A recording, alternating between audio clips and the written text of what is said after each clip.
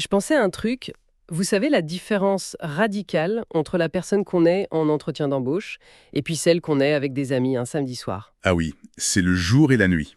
Carrément. D'un côté, on a le langage choisi, la posture droite, on est la version pro de nous-mêmes. Et de l'autre, on se relâche complètement, on fait des blagues qu'on ne ferait jamais au bureau. On joue des rôles. Voilà. On joue tous des rôles. C'est une évidence, mais le sociologue Erving Goffman en a fait une théorie absolument fascinante. Oui, et c'est là-dedans qu'on plonge aujourd'hui. On va se servir de ces idées un peu comme une boîte à outils, en fait. Pour décrypter ce qui se passe derrière nos interactions. Exactement. C'est ce qu'il a appelé la mise en scène de la vie quotidienne. C'est ça. L'idée de base, c'est que la vie sociale, c'est un grand théâtre.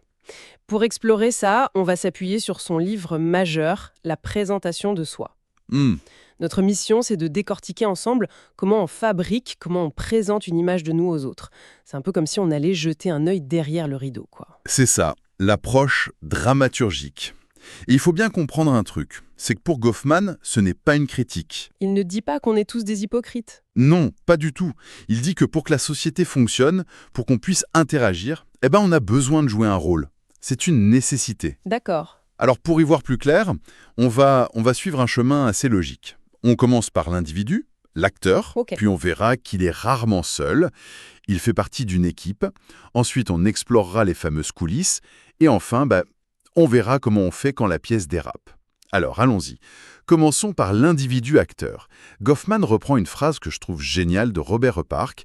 Il dit « Le mot personne vient du latin persona, qui veut dire masque ». Ça pose le décor. Voilà, on porte tous un masque, mais le plus troublant, c'est qu'il dit qu'on finit souvent par y croire nous-mêmes. Et pour jouer ce rôle, on a besoin d'accessoires. C'est là qu'il parle de la façade. Qu'est-ce que c'est concrètement cette façade? La façade, c'est tout le kit de l'acteur. J'aime bien cette idée de kit. Goffman le divise en deux parties. Oui. D'abord, il y a le décor. C'est l'environnement physique. Le bureau d'un grand patron avec sa table en bois massif, la vue, ou le cabinet du médecin avec les diplômes au mur, le stéthoscope en évidence. D'accord. Le décor donne de la crédibilité au personnage avant même qu'il parle. C'est exactement ça. Mais si on n'est pas dans son décor, si je croise mon médecin au supermarché par exemple, C'est là qu'intervient la deuxième partie du kit, la façade personnelle. Ce sont tous les éléments qui nous suivent partout.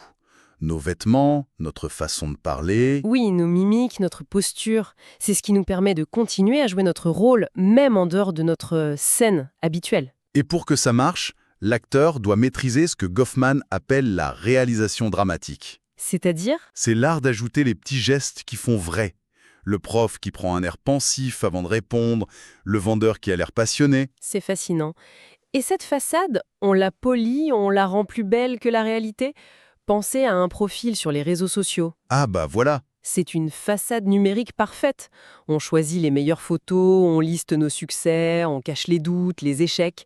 C'est ce que Goffman appelle l'idéalisation. absolument. On projette une version de nous qui colle aux attentes de la société. Et tout ça est très fragile. Oui. Goffman insiste beaucoup sur l'importance de la cohérence de l'expression.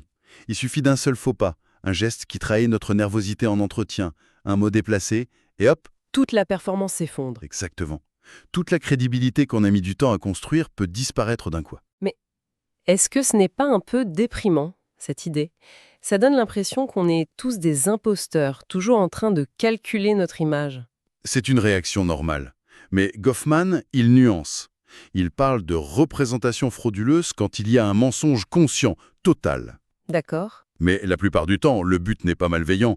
Prenez un médecin qui cache ses propres doutes pour rassurer un patient angoissé. Sa performance, elle a une fonction sociale positive. Elle rassure. Voilà, le but n'est pas de tromper pour le plaisir, c'est de permettre à l'interaction de bien se passer.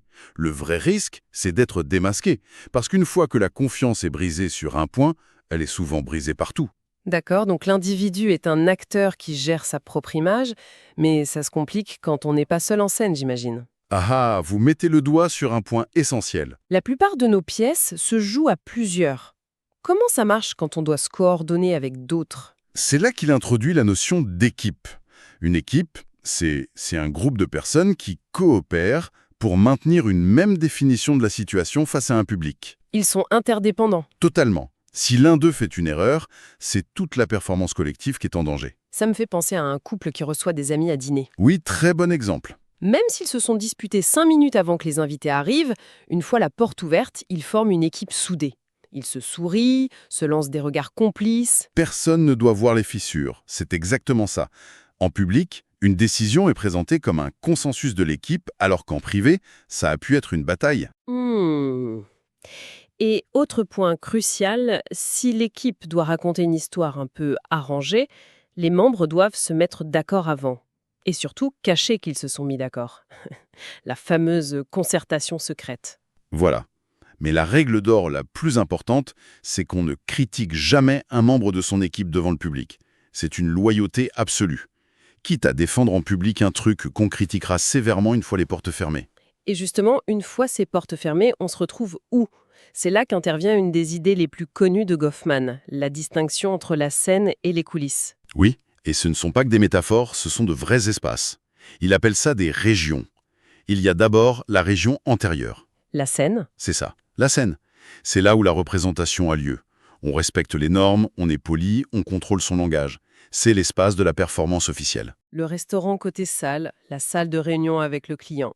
Voilà, le salon quand les invités sont là. Et de l'autre côté du rideau, il y a la région postérieure, les coulisses. L'endroit où on peut enfin faire tomber le masque. Exactement.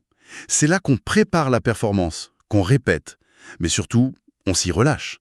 On peut critiquer le public, faire des blagues, utiliser un langage familier, se plaindre. C'est la cuisine du restaurant, le bureau après le départ du client. C'est ça.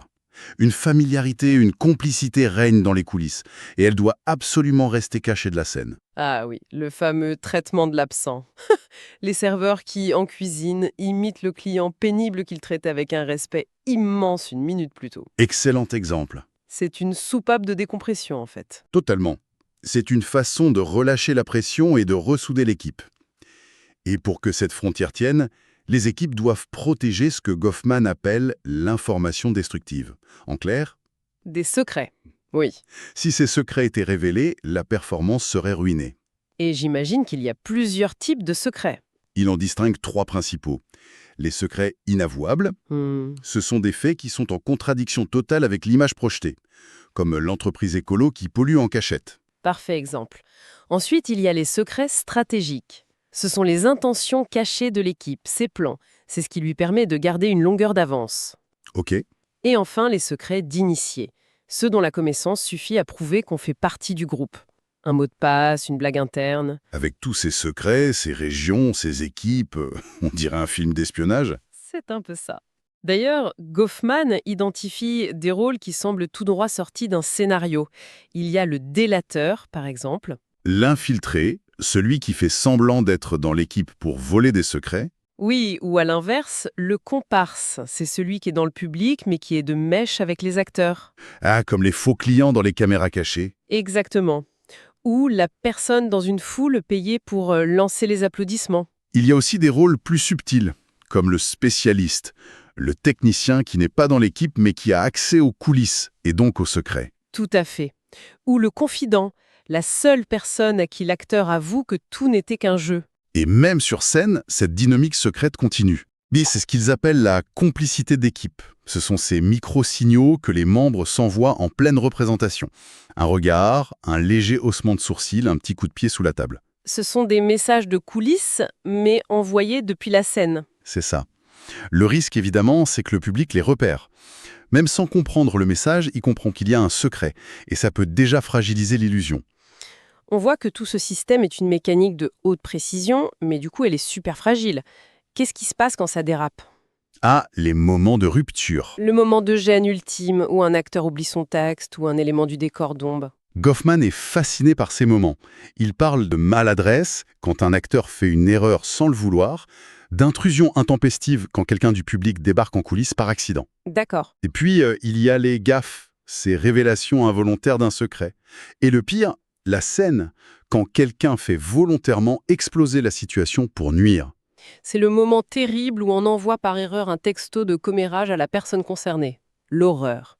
L'horreur absolue, oui. J'imagine qu'on a des stratégies pour éviter ça. Heureusement, oui. Les acteurs développent des techniques de protection. La première, c'est la loyauté dramaturgique. Ne pas trahir son équipe, même si on est en désaccord. La deuxième, c'est la discipline dramaturgique. Garder son sang-froid, ne pas se laisser déborder, savoir improviser pour couvrir la gaffe d'un collègue. Et la troisième, La circonspection dramaturgique, c'est tout simplement être prudent, préparer sa performance, anticiper les problèmes, choisir les bons partenaires. Et ce qui me surprend le plus, c'est que souvent le public nous aide. Quand quelqu'un fait une gaffe, tout le monde fait semblant de n'avoir rien entendu. c'est le tact. C'est ça, le tact. Mais pourquoi on fait ça? Pourquoi on aide les acteurs à maintenir l'illusion? C'est une question fondamentale. Il y a plusieurs raisons, parfois par simple empathie. Mais le plus souvent, c'est par pur égoïsme social. Comment ça? On sauve l'autre pour s'éviter à nous-mêmes le malaise insupportable d'une situation qui s'effondre. On maintient la fiction pour que l'interaction puisse continuer. Pour que le spectacle continue. Voilà. Et parfois, c'est plus calculé. On aide quelqu'un pour se faire bien voir. C'est donc une collaboration tacite, en fait. Les acteurs protègent leur performance et le public les y aide. En résumé, cette approche de Goffman, c'est bien plus qu'une théorie, c'est une véritable grille de lecture de nos vies. Tout à fait. Partout, on retrouve cette structure on-scène, des coulisses, des équipes, et toutes ces stratégies pour que ça tienne. Et la conclusion la plus vertigineuse, c'est que notre moi, notre identité, n'est peut-être pas quelque chose de stable, mais plutôt un effet dramatique qui naît de nos performances. C'est exactement ça. Cette vision n'est pas la seule, bien sûr. On peut analyser le monde sous un angle économique, politique, mais l'angle dramaturgique nous montre quelque chose d'unique. La fragilité extrême sur laquelle repose notre réalité sociale. Une gaffe, une rupture de représentation, ce n'est pas juste un moment gênant. Ça peut pulvériser en une seconde l'image et donc une partie de l'identité qu'on a mis des années à construire. Absolument. Et ça nous laisse avec une question assez troublante pour la suite. Si le moi que nous présentons au monde est un personnage que nous jouons, un rôle appris et perfectionné pour la scène sociale, qu'est-ce qui reste de nous-mêmes lorsqu'il n'y a plus de public et que le rideau tombe?